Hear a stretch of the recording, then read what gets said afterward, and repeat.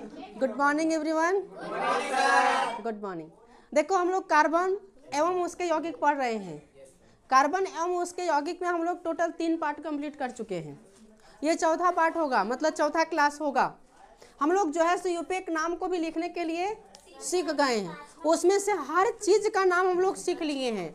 Alkene का, hydrocarbon जो था, कीटोन, एल्डिहाइड, कार्बोक्सिलिक एसिड, ये सबका जो है हम लोग नाम लिख लिए हैं। क्या न कुछ छूटा है? नहीं छूटा है। आज की क्लास में हम लोग कार्बन यौगिकों के रासायनिक गुणधर्म देखेंगे, केमिकल प्रॉपर्टीज ऑफ कार्बनिक कंपाउंड, ठीक ना। तो कार्बन यौगिकों के रासायनिक गुणधर्म को आज की क्लास में हम लोग क्या करेंगे? हाँ, पूरा करेंगे। तो हेडिंग 2, कार्बनिक यौगिकों के, कार्बन यौगिकों के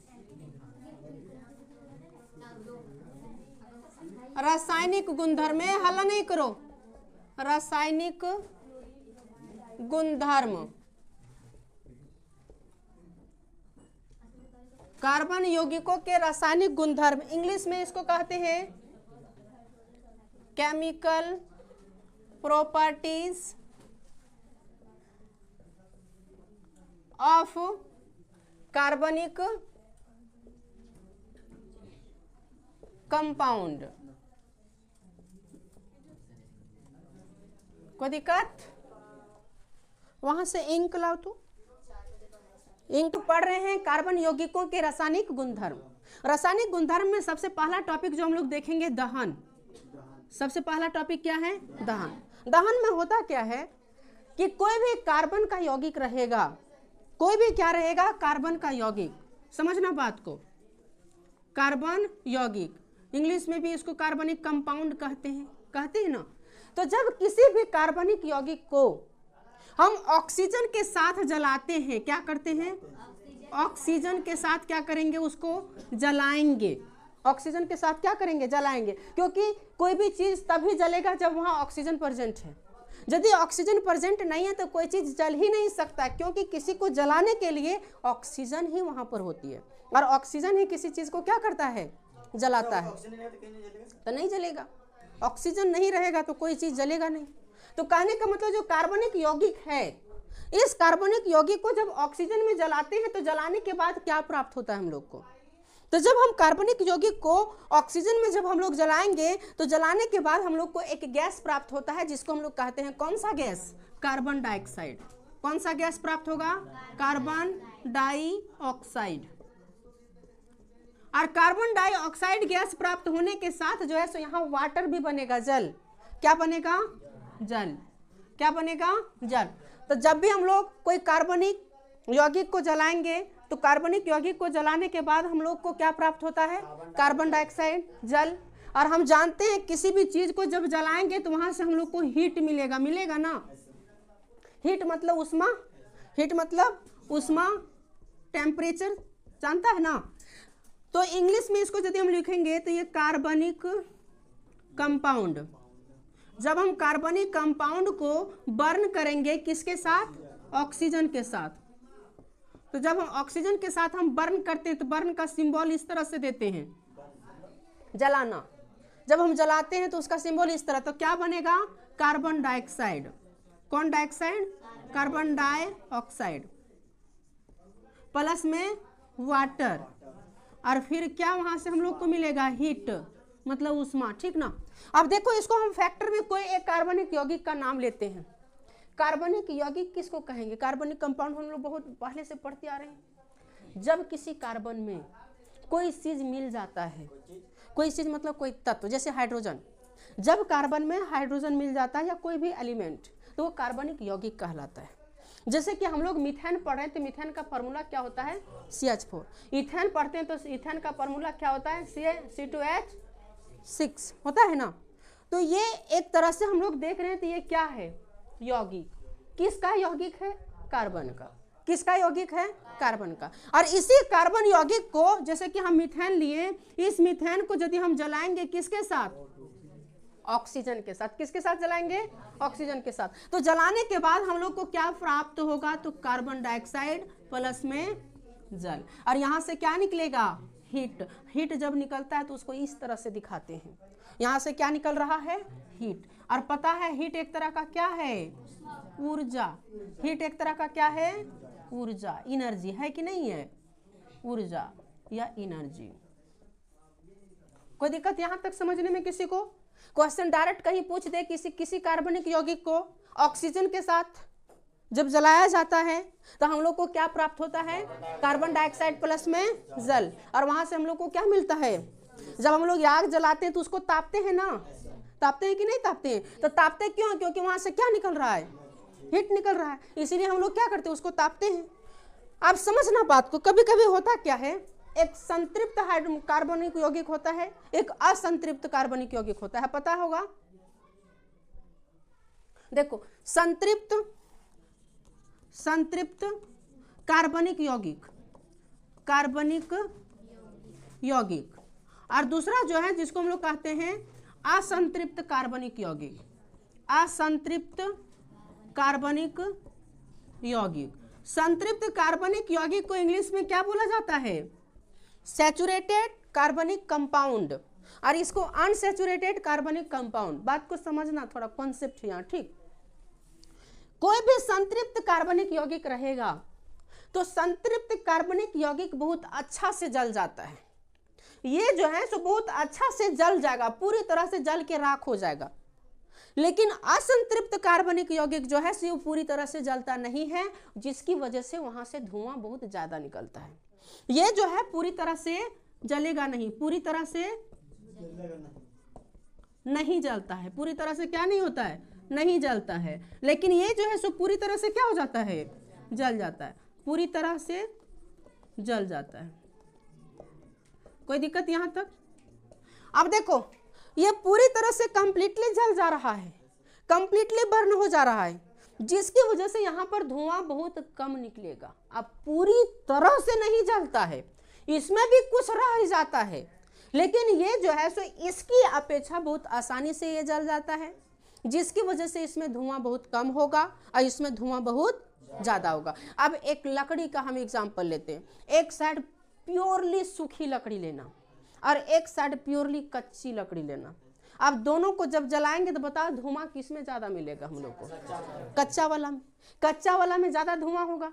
तो इससे हम लोग ये गैस लगा कर सकते हैं कि जो कच्चा वाला है वो ज्यादा असंतृप्त है। और क्या चीज? ट्यूब, हाँ ट्यूब, टायर ना, हाँ तो टायर भी धुआं देता है। इसके अलावा पत्ता, कच्चा पत्ता को जलाओगे तो धुआं देगा, सूखी पत्ती को जलाओगे तो धुआं देगा क्या?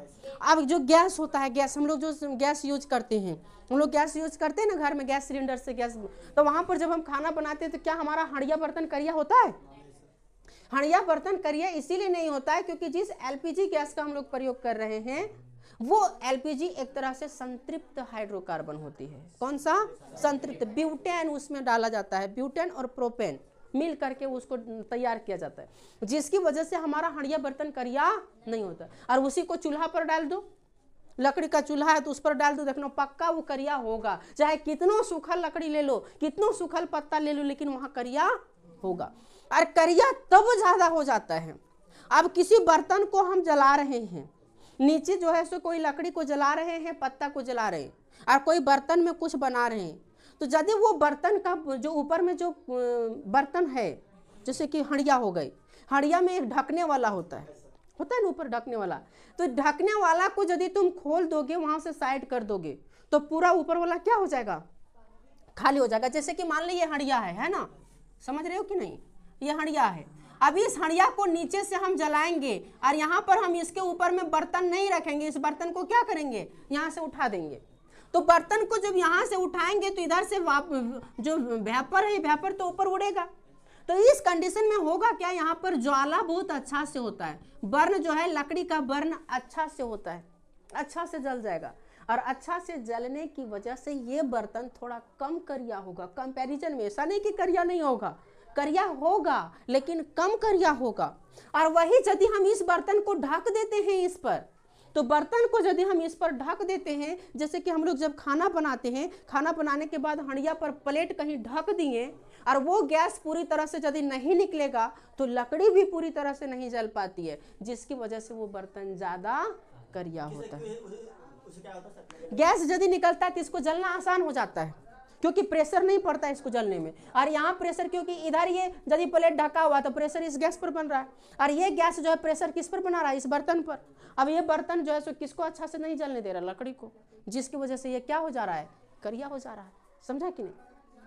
तो यहाँ तक किसी को कोई दिक्कत?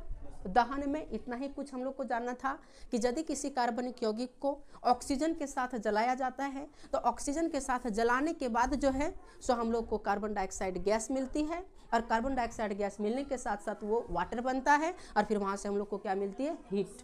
क्या मिलता है, हीट। और ये भी बात बताएं कि जो संतृप्त हाइड्रोकार्बन होते हैं, संतृप्त हाइड्रोकार्बन पूरी तरह से जल जाते हैं, मतलब पूरी तरह से कोई चीज़ नहीं जलता 100%, लेकिन फिर भी जलते हैं, जिसकी वजह से हमारा बर्तन करिया नहीं होता है। लेकिन वही जो असंतृप्त हाइड्रोकार्बन होती है, जैसे लकड़ी, पत्ता वगैरह असंतृप्त है, इससे यदि कोई बर्तन खाना बनाएंगे तो हमारा बर्तन क्या होगा, करिया होगा। कोई दिक्कत यहाँ तक? किसी को कोई आपत्ति? चलो नोट करो इसको।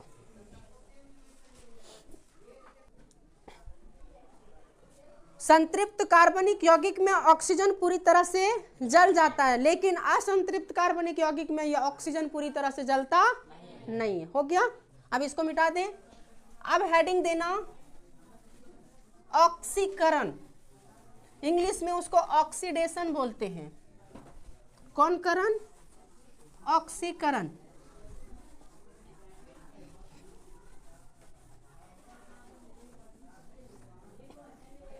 ऑक्सीकरण।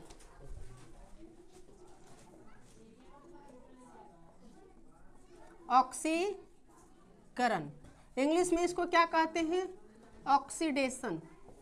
देखो एक बात पढ़ा होगा फर्स्ट चैप्टर में, हम पढ़ाएं ऑक्सीकरण और अवकरण, ऑक्सीडेशन एंड रिडक्शन पढ़ाए हैं ना?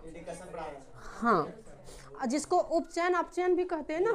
देखो ऑक्सीकरण में होता क्या, ऑक्सीजन जुड़ेगा, हाइड्रोजन हटेगा। यहाँ पर ऑक्सीकरण में होता क्या है कि कोई अल्कोहल है, अल्कोहल, कौन कोहल, अल्कोहल। अल्कोहल को इंग्लिश में भी हम लोग क्या कहते हैं, अल्कोहल कहते हैं। कोई दिक्कत? तो मान लें यदि हम किसी अल्कोहल को ले लेते हैं और उस अल्कोहल का क्षार या अम्ल के साथ कोई क्षार ले लेंगे, क्षार जैसे KMnO4, ये एक तरह का क्या है, क्षार, ये एक तरह का क्या है, क्षार। और एक अम्ल ले लेते हैं K2Cr2O4, K2Cr2O4, ये क्या है, अम्ल है, ये क्षार और अम्ल। तो किसी भी अल्कोहल को कैसे एनिओन नहीं, उससे नहीं बनेगा, यही वाला क्षार लेना पड़ेगा। समझा कि वो क्षारक था, ये क्षार है, वो क्या था, क्षारक। इसके अलावा यदि हम इसमें हीट देते हैं, क्या देंगे, हीट, हीट मतलब उष्मा, हीट मतलब क्या होगा, उष्मा। यदि हम इसके अलावा इसमें यदि हम हीट देते हैं, हीट कहने का मतलब है यदि हम इसमें उष्मा देते हैं, तो उष्मा देने के बाद या हीट देने के बाद, इंग्लिश भी लिख देते हैं हीट, यहाँ पर हीट, ये जो है अल्कोहल बन क्या जाएगा, तो कार्बोक्सिलिक एसिड बन जाएगा, कार्बोक्सिलिक अम्ल।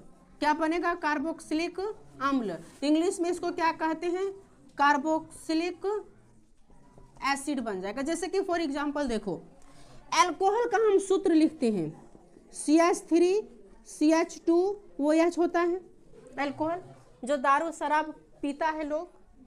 अब इसको जब हम इसके प्रेजेंस में अभिक्रिया कराते हैं, जैसे KMnO4 प्लस K2Cr2O4, ये एक तरह का क्या है, क्षार, और ये एक तरह का क्या है, अम्ल, है ना।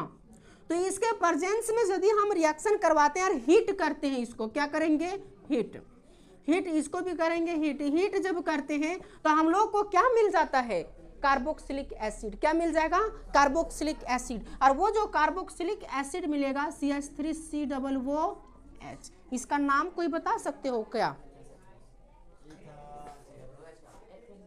एथेनोइक एसिड, क्या बन जाएगा? Ethanoic acid. ये जो है सो ये क्या है, इसका नाम क्या है?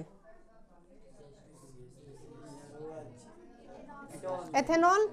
अब इस एथेनॉल से जब इथेनॉल में हम हीट करते हैं, अम्ल और क्षार के साथ अभिक्रिया जब कराते हो तो क्या बन जाता है? Ethanoic acid. तो कहने का मतलब है कि किसी भी अल्कोहल को कार्बोक्सिलिक एसिड में भी चेंज किया जा सकता है। तो जब अल्कोहल को कार्बोक्सिलिक एसिड में चेंज कर देते हैं, कहने का मतलब है ऑक्सीजन की संख्या एक यहाँ पर क्या हो रहा है? बढ़ रहा है। यहाँ पर ऑक्सीजन कितना था और यहाँ पर ऑक्सीजन कितना हुआ, मतलब ऑक्सीजन की संख्या बढ़ा कि नहीं?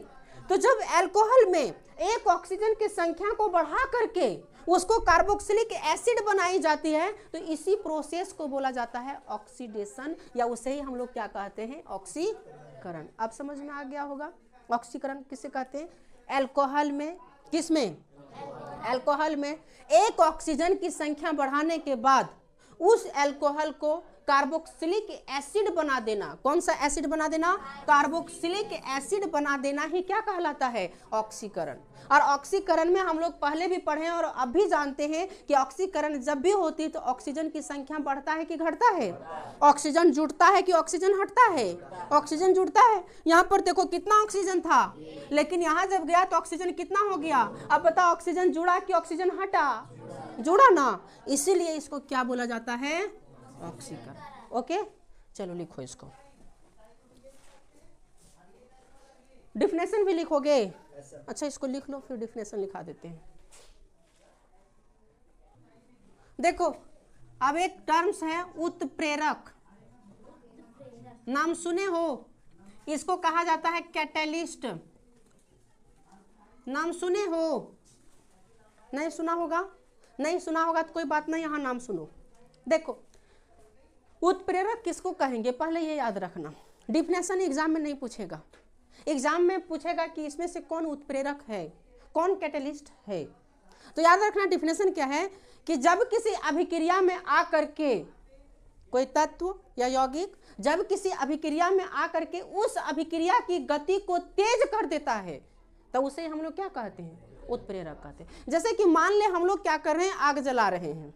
अब आग जब जला रहे हैं, आग जल रही है, लेकिन उस आग में यदि हम लोग घी डाल देंगे तो वो आग और ज्यादा तेज जलेगा कि वो आग जो है सो लो हो जाएगा। तो वहां पर घी जो काम कर रहा है, किसका काम कर रहा है? कैटलिस्ट, मतलब उत्प्रेरक का काम कर रहा है। काम कर रहा है ना। उसी तरह से जब कोई अभिक्रिया हो रही है और उस अभिक्रिया में या करके वो लग जाता है, इससे होता क्या? उस अभिक्रिया की गति क्या हो जाती है? और तेज हो जाती है। तो उसे ही क्या कहते हैं? उत्प्रेरक कहते हैं। कोई दिक्कत? अब उत्प्रेरक में आता कौन कौन है तो इसका एग्जाम्पल पूछेगा। एक निकेल होता है, उत्प्रेरक का काम करता है। कौन? निकेल। और एक पैलेडियम। कौन डियम? पैलेडियम।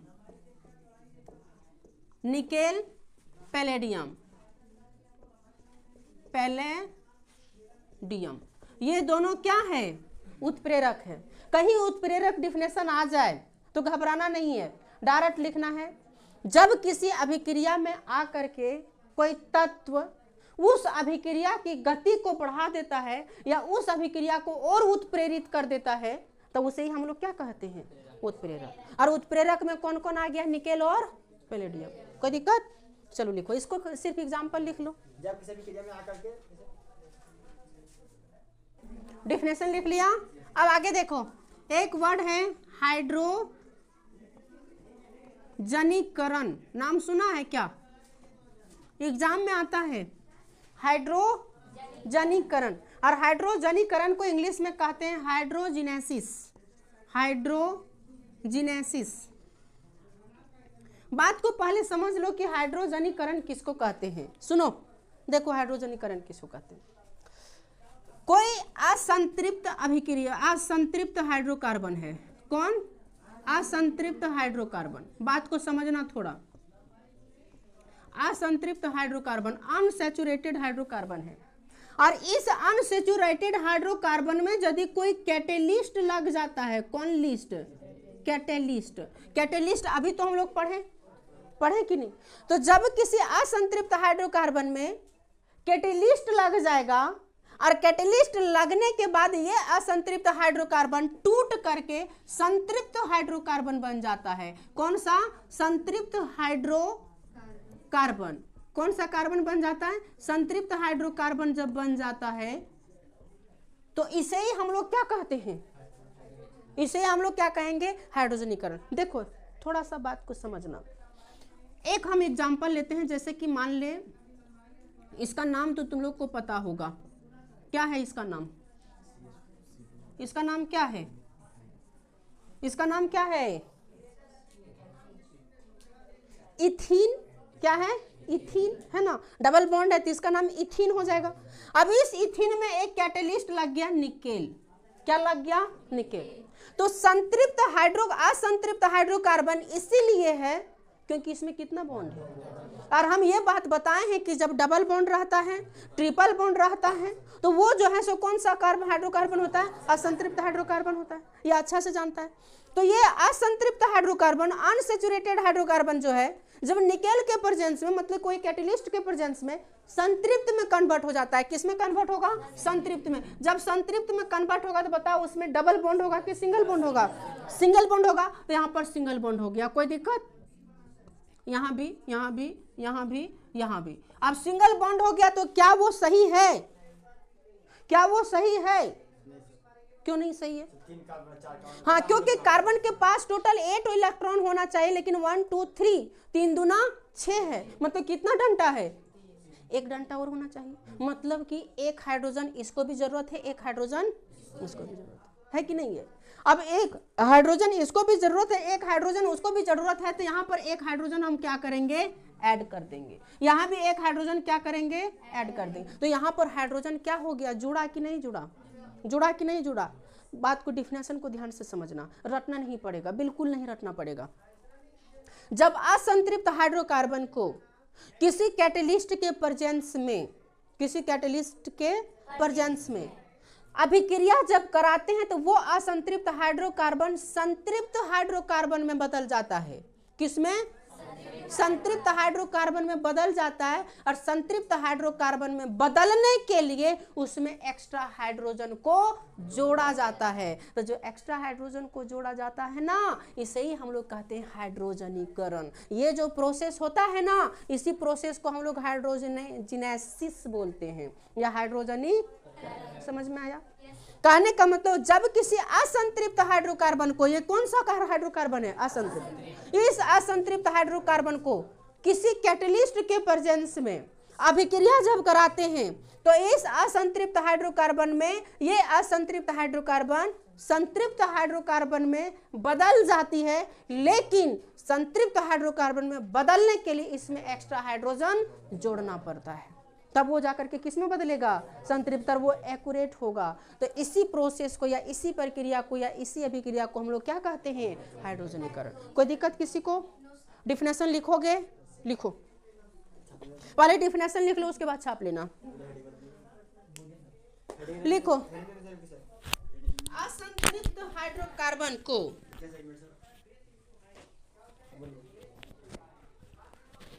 असंतृप्त हाइड्रोकार्बन को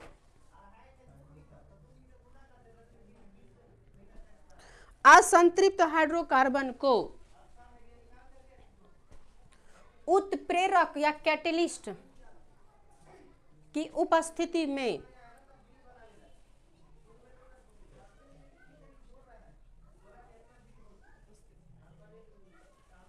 हाइड्रोजन जोड़कर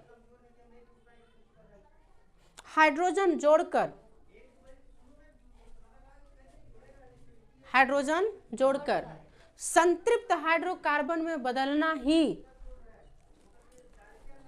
संतृप्त हाइड्रोकार्बन में बदलना ही क्या कहलाता है? हाइड्रोजनीकरण। इंग्लिश में भी लिखोगे?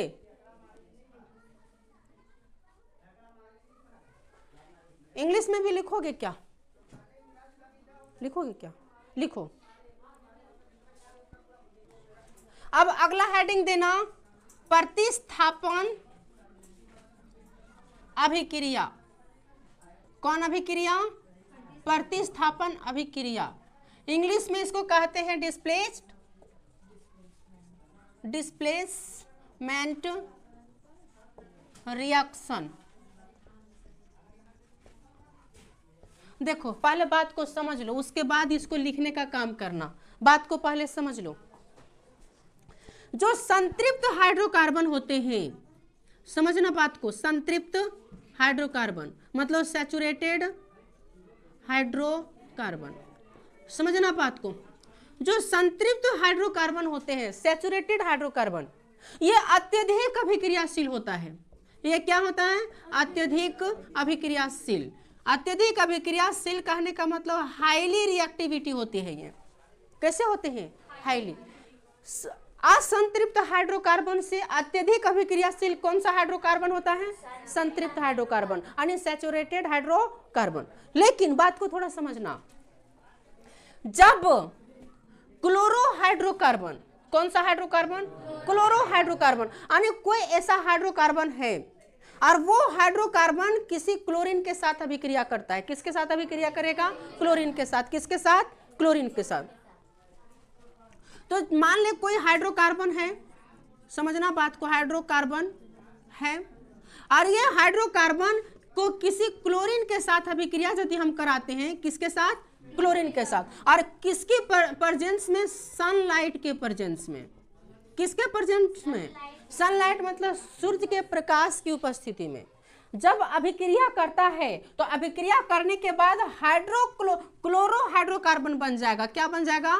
क्लोरोहाइड्रोकार्बन। क्लोरोहाइड्रोकार्बन कहने का मतलब है यहाँ से हाइड्रोजन जो है, हाइड्रोजन, इस हाइड्रोजन को यहाँ से विस्थापित करके और क्लोरीन उसके जगह पर क्या हो जाएगा? हाइड्रोजन को क्या कर देगा? विस्थापित, और इसका जगह कौन ले लेगा? क्लोरीन। इसका जगह कौन ले लेगा? क्लोरीन। आप बात को एग्जांपल से समझना। कहने का मतलब है कोई हाइड्रोकार्बन है और इस हाइड्रोकार्बन को जब किसी क्लोरीन के साथ अभिक्रिया करवाते हैं, किसके प्रेजेंट में? सूर्य के प्रकाश में। तो सूर्य के प्रकाश में जब हम अभिक्रिया कराएंगे तो ये क्लोरोहाइड्रोकार्बन बना देगा। कहने का मतलब क्लोरीन उसके साथ जुड़ जाएगा और वहां से हाइड्रोजन को रिलीज कर देगा, हटा देगा। तो वो जो हाइड्रोजन को विस्थापित कर रहा है, रिलीज कर रहा है, इसी अभिक्रिया को हम लोग क्या कहते हैं? प्रतिस्थापन। फॉर एग्जाम्पल देखो, मान ले कि ये क्या है? CH3, न तो पूरा हम लोग बनाते हैं इस तरह से, इधर क्या? हाइड्रोजन, इधर हाइड्रोजन, इधर हाइड्रोजन, इधर हाइड्रोजन, इधर हाइड्रोजन, दो ही लेते हैं। इधर भी क्या है? हाइड्रोजन। अब इसको जब हम अभिक्रिया करेंगे किसके उपस्थिति में? सनलाइट की उपस्थिति में। हाँ, क्लोरीन से। किससे? क्लोरीन से। प्लस Cl2 कर देते हैं। ठीक, क्या कर दिए? Cl2। अब इसको क्लोरीन से अभिक्रिया करते हैं, इसको आगे करते हैं थोड़ा, सनलाइट। यहाँ से हम अभिक्रिया कराएं क्लोरीन से, तो ये करेगा क्या कि यहाँ से एक हाइड्रोजन को, इसको चाहे इसको किसी एक को इसके जगह से क्या कर देगा? विस्थापित, मतलब यहाँ से भगा देगा। इसके जगह यहाँ से इसको क्या करेगा? भगा देगा। और भगाने के बाद उसका जगह जो है खुद ले लेगा, और उसका जगह खुद कौन ले लेगा? क्लोरीन। जैसे कि देखो यहाँ पर इस तरह बन जाएगा carbon carbon, hydrogen hydrogen hydrogen hydrogen hydrogen, और यहाँ पर क्लोरीन को हटा करके कौन आकर के जुड़ गया? नहीं, हाइड्रोजन को हटा करके कौन जुड़ गया? क्लोरीन। कौन जुड़ गया? क्लोरीन। उसके अलावा यहाँ पर बना देगा HCl। जैसे कि एक क्लोरीन तो यहाँ बचा, एक क्लोरीन बचा ना, और एक हाइड्रोजन को यहाँ से डिस्प्लेस किया, और डिस्प्लेस करने के बाद क्या बन जाएगा? HCl। तो कहने का मतलब है ये कोई हाइड्रोकार्बन है जिसमें क्लोरीन जुड़ा हुआ है क्या? नहीं। लेकिन इस हाइड्रोकार्बन को यदि हम क्लोरीन से अभिक्रिया करवाते हैं, किससे?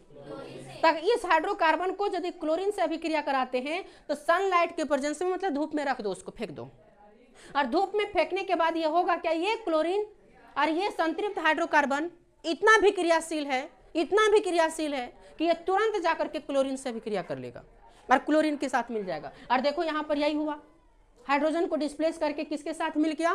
क्लोरीन को। अब ये जो हाइड्रोजन को जो एगो यहाँ से भगाया, इस हाइड्रोजन से क्या बना दिया? HCl, हाइड्रोक्लोरिक अम्ल। समझा कि नहीं? तो इसी अभिक्रिया को हम लोग क्या कहते हैं? प्रतिस्थापन अभिक्रिया। कहीं पूछेगा प्रतिस्थापन अभिक्रिया का डिफिनेशन कि किसको कहेंगे प्रतिस्थापन अभिक्रिया, तब देखो क्या कहेंगे। किसी भी संतृप्त हाइड्रोकार्बन से जब हम क्लोरीन का अभिक्रिया कराते हैं तब सूर्य के प्रकाश की उपस्थिति में, तो इस अभिक्रिया के दौरान क्लोरीन इस संतृप्त हाइड्रोकार्बन से अभिक्रिया कर लेता है, मतलब इसके साथ जुड़ जाता है और यहाँ से इस हाइड्रोजन को उसके जगह से हटा देता है या उसके जगह से विस्थापित कर देता है। इसे ही हम लोग कहते हैं प्रतिस्थापित अभिक्रिया। कोई दिक्कत? तो इसमें कहीं पूछेगा किस मतलब कौन से तत्व का प्रतिस्थापन हो रहा है? हाइड्रोजन का। किसका हो रहा है? समझ गया? चलो इसको नोट करो, लिखो। अब देखो, अब हम लोग पढ़ेंगे एथेनॉल का गुणधर्म, प्रॉपर्टीज ऑफ एथेनॉल। हेडिंग देना प्रॉपर्टीज ऑफ एथेनॉल, एथेनॉल का गुणधर्म।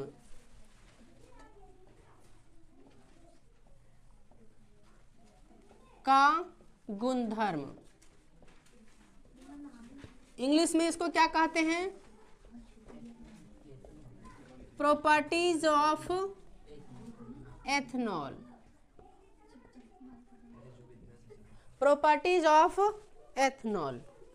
देखो एथेनॉल जो है ये रूम टेम्परेचर पर है, इसका प्रॉपर्टी देखो, रूम टेम्परेचर। और रूम टेम्परेचर यदि बोले तो कितना डिग्री? 37 degree Celsius. ये रूम टेम्परेचर पर लिक्विड स्टेट में पाया जाता है। लिक्विड कहने का मतलब द्रव्य अवस्था में। कौन सी अवस्था में होगा? द्रव अवस्था में। यहाँ तक किसी को कोई दिक्कत नहीं होगा, द्रव अवस्था। ये एथेनॉल जो है, एथेनॉल का फॉर्मूला ही होता है CH3CH2OH, क्योंकि 2 कार्बन रहेगा तो उसी को तो हम लोग एथ कहते हैं। और यहाँ पर अल्कोहल का ग्रुप है तो इसी को हम लोग एथेनॉल कहते हैं। ये दूसरा प्रॉपर्टी जिसका ये है कि इसमें नशा होती है। नशा समझते हो? कोई दारू पीने वाले लोगों से पूछना कि नशा क्या होता है, अच्छा से बताएगा। बाकी अल्कोहल में भी होता है लेकिन कम होता है, इसमें ज़्यादा। खास करके जो दारू होती है ना, यही होता है दारू। दारू समझ रहे हो? शराब, वो शराब, नशा। नीरज देखो आगे देखो, तीसरा प्रॉपर्टी जिसका, तीसरा प्रॉपर्टी ये जो एथेनॉल है, कभी कभी देखना जो बीमार रहते हैं और जो दवा खाते हैं, तो दवा खाने वाले लोग जो हैं तो उसको नशा अक्सर आता है ना।